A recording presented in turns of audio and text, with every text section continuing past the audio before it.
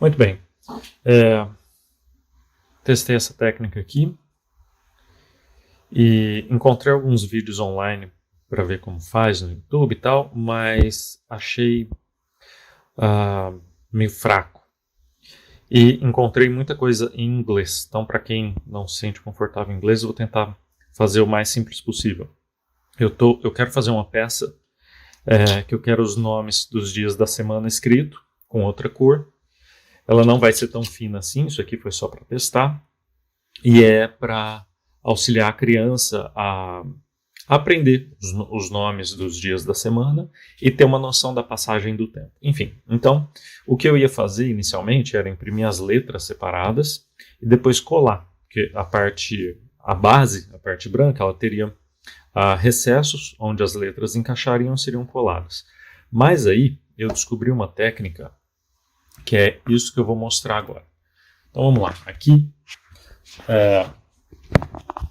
estamos no Fusion. Isso não é um tutorial de Fusion, tá? Foi aqui que eu desenvolvi essa peça para teste. Então eu comecei criando um sketch com o texto que eu quero. Dei um volume nele. Aqui eu usei 0,3 milímetros, tá? Esse volume tem que ser o volume que você vai usar, a altura, na real, melhor dizendo, tem que ser a altura que você vai utilizar na primeira camada. Só a primeira camada pode ter duas ou até mesmo mais cores. Vai dar mais trabalho, mas funciona também. No caso, eu vou usar 0,3 na primeira camada. Você pode usar 0,2, 0,1, a espessura que quiser, mas lembre-se que é só a primeira camada que vai ter múltiplas cores, tá? Então eu optei por 0,3, então eu extrudei o texto em 0,3, criei um outro sketch ao redor, um retângulo, só para fazer a base, uma base bem simples, né? Só retangular. Aí para a base eu dei um volume de extrudei uma altura de 0,3 para cada lado, usei a opção simétrica. Então, na verdade, a hora que eu medi aqui, olha lá, o total é 0,6. Ou seja, essa base ela tem duas camadas, cada camada com 0,3. Na minha peça final, eu vou extrudar 0,3 para nivelar com o texto, mas ali para baixo eu vou fazer ela muito maior. Então, por exemplo, vou mudar aqui só para você entender. Vou mudar para 2 lados. E esse daqui eu vou querer ela mais grossa. Vou querer com uns, não sei, talvez meio centímetro. Algo assim, possivelmente.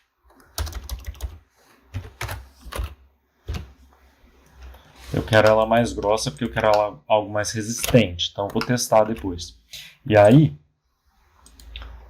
o buraco para a letra vai ficar como sendo 0,3. Depois disso, eu usei um modificador aqui para cortar a peça, né? Então, eu vou esconder uma das letras para mostrar como é que ficou. Olha lá. Agora, onde a letra estava encaixada, fez um corte, sumiu a peça de baixo, né? Que seria a base. Então, agora eu vou voltar a base lá para o simétrico com 0,3 de altura, porque para o teste é isso que eu vou usar. Duas camadas só, tá bom. Na verdade, não. Eu vou fazer o seguinte, vou mudar aqui para 2 e para baixo eu vou colocar 0,6. Então, 3 camadas de peça base, da base aqui, e uma camada para o texto. Vou voltar com C cedilha. E aí, por fim, eu só dei um fillet aqui, uma arredondada nos cantinhos. Legal, beleza, fez isso. Vai lá, export. Lembrando, isso não é um tutorial de Fusion, então eu vou meio mais rápido que der aqui. Terça, estou salvando no desktop mesmo. E eu quero formato STL. Vou exportar isso daqui. Beleza, exportou. Vamos lá para o nosso amigo Orca Slicer, certo? Deixa eu tirar esse material extra aqui que eu tinha colocado. Beleza, abriu aqui. O que eu vou fazer? Eu vou importar meu modelo. Está aqui no desktop, terça.stl. Carregou? Tá lá. Como você pode ver, ele é um objeto só. Só que eu quero ele... eu exportei vários objetos, certo? Mas ele veio como um único objeto. Como é que eu resolvo isso? Eu fui aqui em objetos, né? Opa, agora que eu cliquei ele voltou para global, vou para objetos, botão direito em cima de terça, split, aí tem split to objects e split to parts. Se eu colocar objects, olha o que ele vai fazer. Olha lá, ele separou, mas agora você pode ver, ó, eu consigo mover eles aleatoriamente, separadamente. Inclusive, ele jogou pro piso da mesa de impressão essas peças para elas não ficarem flutuando, né, as letras. Não é exatamente isso que eu quero, essa não é a melhor opção, porque depois eu teria que ficar alinhando isso, vai dar uma dor de cabeça fenomenal. É muito mais prático se você der um split to parts. Aparentemente nada aconteceu, certo? Ó, eu vou pegar o objeto aqui, vou mover ele, você vê que aparentemente nada aconteceu. Só que aqui expandiu a quantidade de objetos, certo? Ó, eu posso selecionar, mas está ruim de visualizar, né? Por quê? Eu só tenho um material, que é o perfil de material que eu estou usando, do Creality Hyper PLA. Eu vou aqui então na aba Filamentos, clicar nesse Add One Filament. Ele vai adicionar mais um. Ó, legal, agora eu tenho o filamento 1 verde e o filamento 2 amarelo. Também Hyper PLA da Creality. Aí o que eu vou fazer? Eu vou clicar aqui no meu primeiro objeto e eu posso usar o teclado, os números no meu teclado, e eu vou apertar o número 2. Ó, já mudou para o filamento número 2. Se eu apertar o número 1, ele volta para o filamento número 1. Então, eu vou no número 2, vou com... Opa! Dá um Ctrl Z aqui. Número 2. Com a seta do teclado, eu movo para baixo, seleciono o próximo. Número 2, já iluminou o R. Próximo, C cedilha, A e o T. Pronto, mudei todos que eu queria mudar de cor. Então, as letras eu tenho numa cor e a base numa segunda cor. Não tem importância qual cor que está aqui no Orca, tá? Isso daqui é só como referência. Se você quiser mudar para as cores reais, pode mudar. Fica até melhor quando você tem mais que duas cores, começa a ficar um projeto mais complicado. Alterar as cores aqui, de acordo com as cores reais que você vai imprimir, pode ajudar você a garantir que que todas as peças correspondem com as cores que você pretende imprimir, tá? No caso aqui eu não vou me preocupar tanto, as letras estão na cor que eu vou imprimir mesmo, só o verde ali, que não é exatamente essa, mas não tem problema. Bom, como eu disse, é a primeira camada que vai imprimir colorido. Então, essa aqui, nessa orientação, é a última camada que está sendo impressa. Então, a gente tem que virar o objeto para baixo. Eu vou selecionar essa ferramenta aqui, é a mais prática, mas você também pode usar a ferramenta de rotacionar, eu gosto dessa. Vou selecionar essa face, e o que eu estou fazendo aqui é falando para o Orca. Coloque esta face em contato com a mesa de impressão. Olha lá. Sumiram as letras, né? Porque agora elas estão aqui na parte de baixo. Inclusive, quando você estiver fazendo isso, eu recomendo olhar por baixo e ver se não ficou espelhado, se está certinho, se você não alterou alguma coisa sem querer. Aqui no caso a gente consegue ler terça de terça-feira, tá perfeito, não teve nenhum problema. Vou clicar aqui só para garantir que está no centro da peça, né? Caso não estivesse, ó, ele vai trazer para o centro da peça, não, da mesa de impressão. Agora vamos voltar aqui nas configurações globais. E Layer Height. A primeira eu quero 0.3 de espessura. A segunda eu poderia deixar 0.2, mas eu vou colocar 0.3 só porque eu quero poucas camadas e eu quero fazer uma impressão mais rápida. De resto, você pode mudar de acordo com as suas preferências. Tá? Então você pode escolher onde que você quer a junção da impressão, você pode escolher questões de precisão aqui, se você quer o ironing ou não. Eu gosto de usar para os geradores de parede esse Arachne, eu acho ele mais preciso. Você pode escolher como que você quer, se você quer que imprima de dentro para fora, de fora para dentro, isso daí não vai afetar na impressão. Essas outras configurações aqui, também de quantas paredes e tudo mais, fica à vontade para escolher a forma como você prefere. E aqui, talvez, dependendo da peça que você estiver imprimindo, usar o concêntrico pode ser que fique mais bonito o acabamento final da peça, tá? Speed também você coloca aí de acordo com a sua impressora. O único segredo é como você desenvolve a peça, e aí você tem que ficar atento com relação ao seu planejamento de espessura de camada, fazer essa diferenciação aqui das cores, né? Adicionar uma cor diferente para a sua peça. O resto de configuração ali, de qualidade de impressão, é a mesma coisa. Então vamos lá agora fatiar. Conferir se está tudo certo. Estamos em 2 cores, não está espelhado, tá? As linhas parecem boas. Depois nós temos uma camada sólida na cor da base e uma terceira camada para garantir que ficou bem fechado. Beleza. Eu vou fazer o upload aqui para a minha impressora. Vamos colocar para imprimir.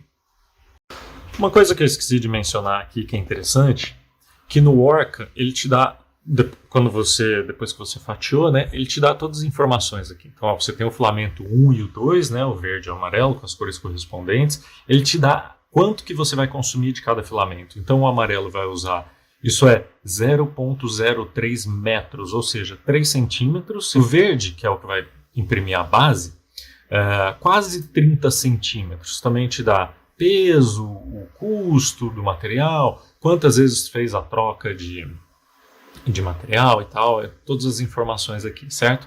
Por que isso é interessante? Você pode, vamos lá para a minha impressora, você pode, ao invés de fazer como eu fiz, colocar o spool inteiro aqui do primeiro filamento, que vai usar pouco, você pode cortar um pedaço dele e carregar direto na cabeça de impressão.